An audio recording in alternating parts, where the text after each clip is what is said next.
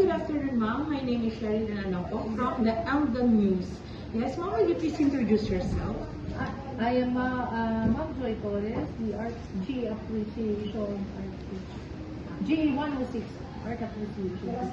Okay, thank you, ma'am. In connection of your upcoming event in Art Appreciation, how excited are you in this upcoming event? Very excited. Wow. So, what are your preparations in this upcoming event? We have a lot of preparations. Right now we are doing the decorations, and we divided the group or the sections, including the BEN, into different committees that to ensure that the exhibit will push through successfully. Yes, thank you, ma'am. So, what is the exhibit all about? It's about the different artworks or outputs that the J106 Art Association students did for the whole semester, for this whole semester.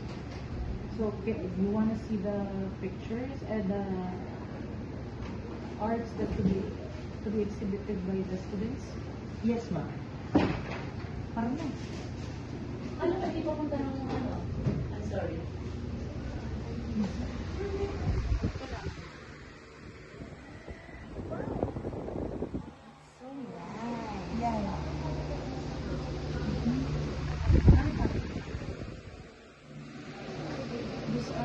Those are your students' work. Yes, of course.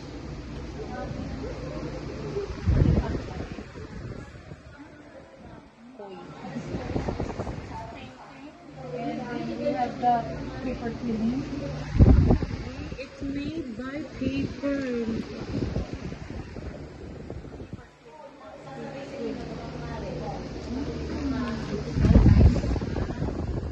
Very artistic and creative. The sculpture there, you can stand here, take the picture.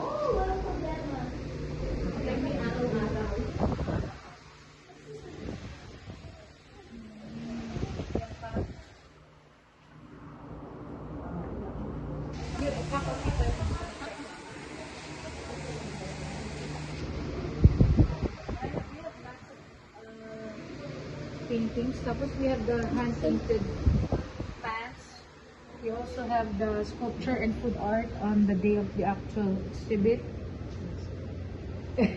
And we also have the modern and contemporary dance competition. When did this presentation start? When will it be the actual? The activity, yes, ma'am. Nalilito tanong mo, Sherry. Okay lang, okay lang. Nakikinig ka sa akin. When? Sige, ma'am, yan at arin may aming puputulin. Arin may puputulin. After presentation. Nakikinig sa akin. The actual exhibit. Arin naman. Imbis na kami pauwi May na. 23 to 25 paid exhibit. Okay. This is the second time.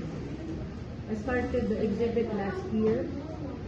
So every year, if I am the teacher, I will be having another exhibit for the next upcoming years. Okay. Ako pa rin ang teacher. Okay. Thank you, ma'am, and good luck on your upcoming event. Thank you, ma'am. Yeah.